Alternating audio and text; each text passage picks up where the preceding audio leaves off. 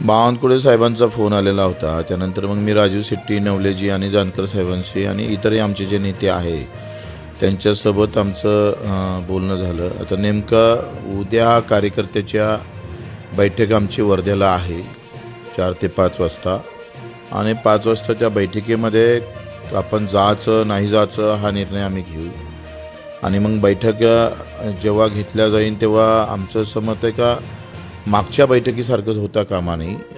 निर्णय झाल्याशिवाय आंदोलन कुठेही थांबणार नाही. जेथपर्यंत घोषणा नाही मग कर्ज माफीच्या बाबतीत, मुक्तीच्या बाबतीत असू दे, तुमच्या 20% तुम्ही हमीभावावर बोनस देणार होते.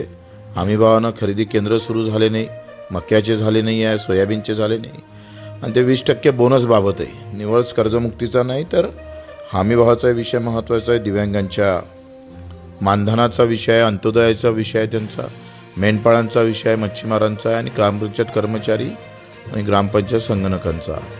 हे निर्णय आम्ही जर झाले नाही तर पोकळ बैठक घेऊन काही फायदा होणार नाही. बैठकीत निर्णय होत असेल तरच आम्ही जाऊ, नाही तर नाही जाणार.